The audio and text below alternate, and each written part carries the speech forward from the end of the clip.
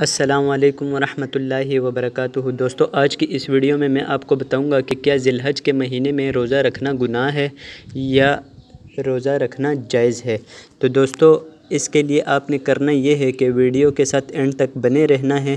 تو میں آپ کو حدیث کا حوالہ بھی دوں گا اور آپ کو بتاؤں گا کہ دوستو وہ کون سی حدیث ہے کہ جس میں اس مہینے کے روزوں کے بارے میں بیان کیا گیا ہے۔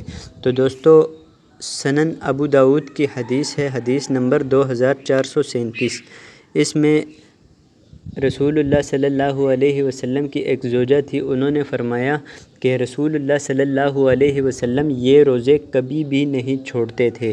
تو وہ کون سے روزے ہیں دوستو، وہ میں آپ کو بتاتا ہوں، لیکن اس سے پہلے اگر ابھی تک آپ نے چینل کو سبسکرائب نہیں کیا تو کر دیں، ساتھ موجود گھنٹی کے نشان کو بھی دبا دیں تاکہ ہر نئی آنے والی ویڈیو سب سے پہلے آپ کو مل سکے۔ اور دوستو، اس ویڈیو کو ایک لائک کر دیجئے۔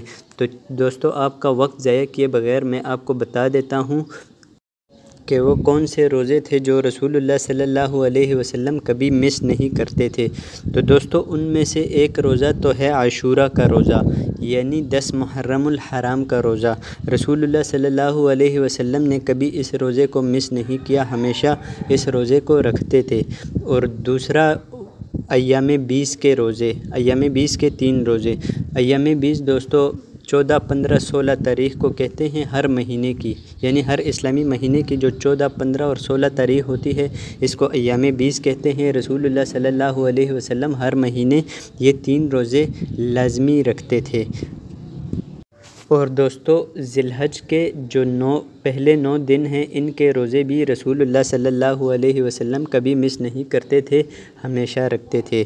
تو دوستو، کیسی لگی آپ کو آج کی یہ انفارمیشن، کمنٹ سیکشن میں ضرور بتائیے گا، اور اگر ویڈیو آپ کو پسند آئے تو چینل کو سبسکرائب کر دیں۔ مجھے دیجیے اجازت، اللہ حافظ۔